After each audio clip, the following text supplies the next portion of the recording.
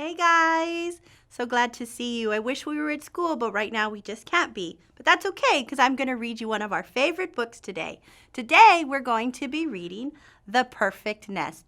The author of this book is Catherine Friend. The illustrator, the one that drew the pictures, is John Mander.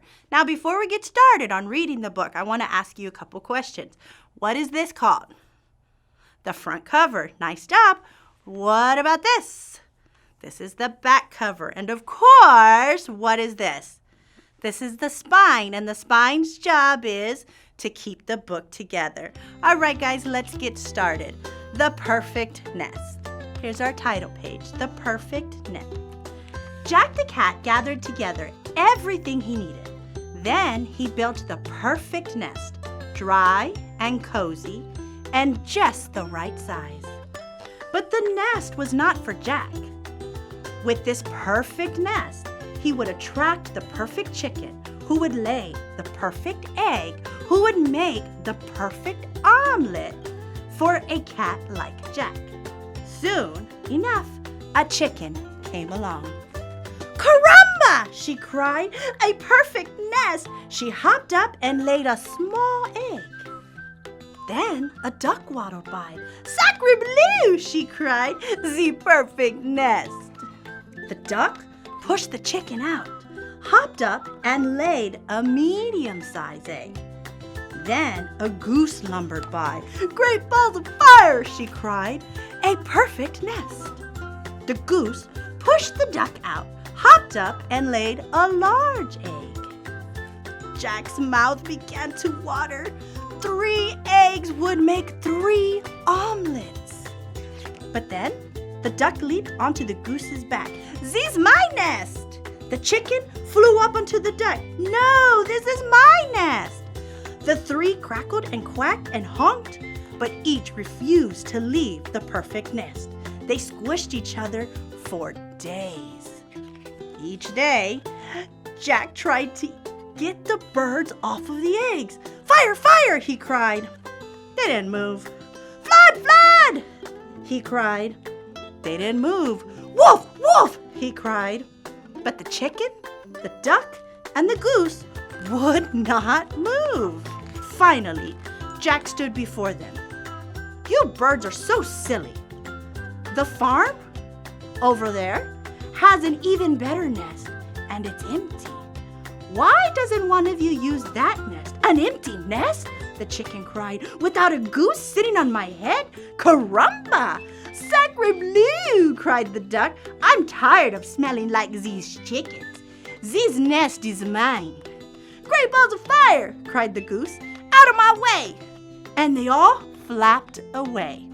I wonder right now, how do you think Jack is feeling as he watches them walk away? Alone at last, he returned to the nest and peeked inside.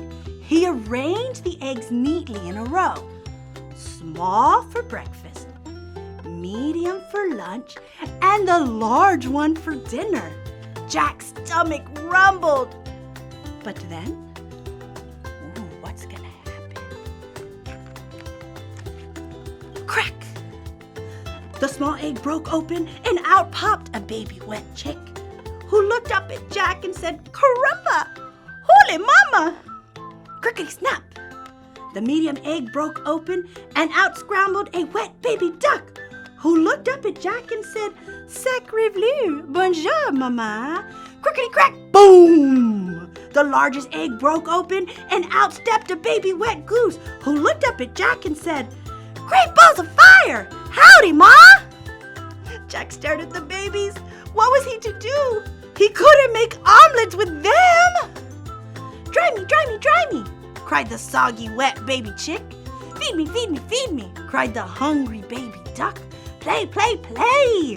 cried the excited baby goose. Jack hid in the barn. The 3 babies found him. He hid in the woods. The 3 babies found him. He hid under the tractor. What do you think? You're right. The 3 babies found him and dragged him back to the nest. "Sleep, sleep, sleep," the tired babies finally whispered. cold, cold, cold, said the shivering babies. Jack scratched his head.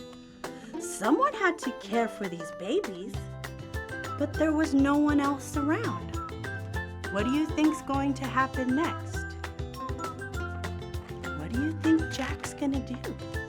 Jack lifted all 3 babies into the nest. Buenas noches, mamá, said the baby chick. Buenos, mamá, said the baby duck.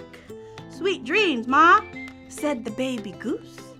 Then Jack climbed into the nest and the babies fell asleep. That's when he realized that this really was the perfect nest.